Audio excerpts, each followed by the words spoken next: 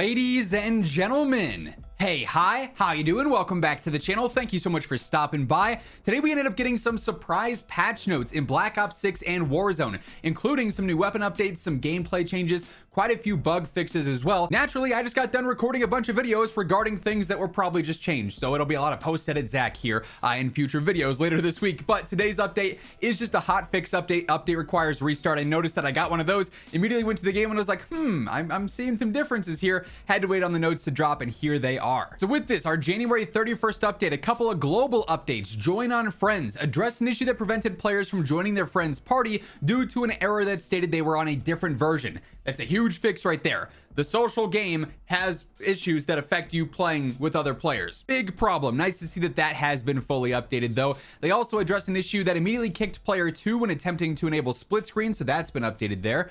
Ranked play, crossplay. At the start of season 2, we implemented new crossplay options for ranked that allowed players on console to select platform pools that they wish to matchmake with. We've been keeping a close eye on the conversation surrounding this topic, and we want to share some additional details on this. So players in a party who all belong to the same console platform will matchmake with the party leader's preferred crossplay settings. Players who have selected crossplay off and create a mixed party platform that includes a different console platform will have their crossplay settings temporarily adjusted to crossplay on consoles only to enable matchmaking. This temporary adjustment enables matchmaking for the duration of the mixed platform party, and disbanding this party will result in preferred matchmaking settings being restored. Players who have selected crossplay off and create a mixed party platform with a PC player will have their crossplay settings temporarily adjusted to crossplay on. And then a reminder, adjusting crossplay settings may negatively impact matchmaking queues, so just changing up how it exactly defaults when you are searching for matches. They are investigating an issue where crossplay on with consoles only and crossplay off settings are being reset whenever you reboot the game. That's been an issue for some time when you just try to disable crossplay and general matchmaking too on PlayStation, so at least they're actually addressing that. A couple of UI updates here, address an issue where prestige challenges were not populating to the nearest completion list on the tracker. Address an issue where some players would see the prestige master splash in the after action report after every match. Second time they've fixed this in the last week. Hopefully they mean it this time. Address an issue that prevented tiers from being displayed on the challenge tracker, an issue with pin challenges on the tracker, an issue where XP earned and Black Cell XP bonus were actually flipped in the after action report, an issue where the challenge tracker would not automatically cycle to the next page. With weapons, they improved muzzle flash visibility on all subs. That's a W. Characters, they addressed an issue with knocked Raider skin with the extra skull. That was a visual bug there. Now, some multiplayer specific updates on hardcore. They enabled spawn protection there. Leaderboards, they added a filter to toggle between core and hardcore on the 29th. Then with challenges, they addressed an issue with the flowing low calling card. In zombies, we got a couple of map specific fixes here with the tomb, various bug fixes. They actually added some of these a few days back on the 28th and 29th with the final encounter. A couple of other specific niche bug fixes in regards to the overall main quest and the Easter egg stuff there. So if you want to read the exact specifics, feel free to go ahead and pause the video. Terminus director mode addressed an issue where objective markers would not appear for some players. Added a filter to zombies leaderboards for solos and squads. Fixed some typos and addressed an issue where different HUD presets would cause you to have terrible frames. That's a big fix there. Addressed some graphical issues on the Knoll blueprint on the AK-74. Added in some stability fixes as well. Now we can jump over to the Warzone patch notes. So quick reminders, we do dive into all the details and changes here. If you are new to the channel, every single day I got you covered with news, updates, patch notes, meta breakdowns. Everything going on in COD is right here. So feel free to hit that subscribe button, turn on those post notifications. And if you enjoy this video, a like rating is always seriously appreciated. Much love to everyone who takes the time to do so. But initially here on the 31st update, general updates, obviously all the global ones from that multiplayer section also apply here, but buy station locations on Urzikstan have been fully updated now. That was supposed to happen with season 2 and the update just didn't make it out, so now they fully adjusted that. Tracker is now properly unrestricted in ranked play. The LTV vehicle has been disabled while they investigate an issue. For ranked, they're basically going through the same crossplay options that they just addressed over in that multiplayer section. So with this, depending on who you're playing with and if you're on cross-platform, it might default to consoles only versus console specific there. And obviously if you have a PC player, it's going to be forced on there and it will reset by default when you do reboot your game, so they're looking into that still.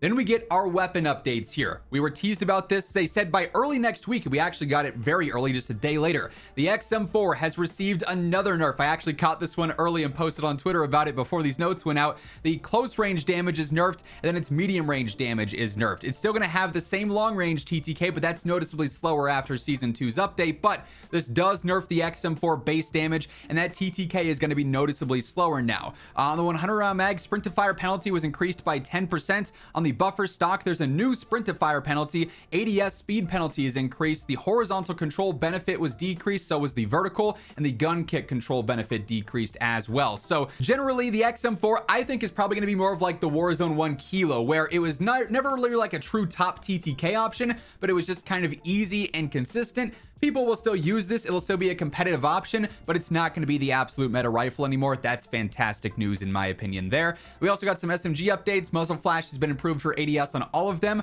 On the Jackal, ADS was slowed down, and the sprint to fire was slowed down a little bit. On the PPSH, the range actually got buffed in the max range, and then also the mid range, and then its mid-range damage got buffed as well, so that's cool to see there.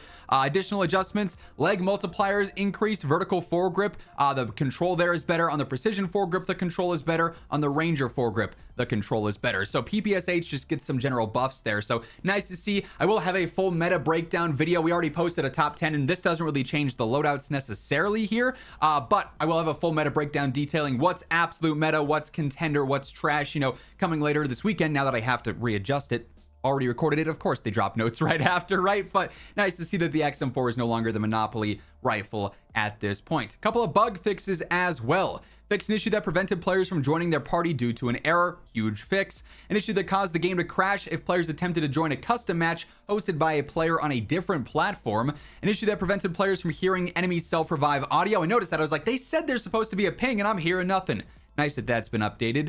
An issue causing players to move at slower than intended speeds on ascenders. An issue where some players would see Prestige Master rewards after every game. An issue where the Prestige challenges were not populating correctly. An issue that prevented tiers from being displayed on the challenge tracker. An issue where pin challenges on the tracker were displaying incorrectly. An issue where the challenge tracker would not automatically cycle. An issue that caused matches on Rebirth to differ in skybox lighting, where there was like the nighttime or the foggy one. Then also an issue with the XP and Black Cell XP being flipped in the after action report. So honestly here, some decent patch notes, definitely attacks some of the larger issues that Season 2 presented. There are still some ongoing bugs and glitches from before Season 2 that have yet to be addressed, but at least we are seeing some slight changes to the meta. It's going to be less boring now. You've definitely got some more fun options. We'll of course be covering plenty of meta, you know, loadouts and different builds here in the coming days. So stay tuned for that alongside everything else going on in the world of Call of Duty by, of course, hitting that subscribe button and turning on those post notifications. And if you enjoyed this video, be sure to drop a like on your way out. It really does help the channel grow, and share the video around. But once again, thank you so much for tuning in. And until next time, take it easy, have an awesome rest of your day, and I'll catch you later. Peace out.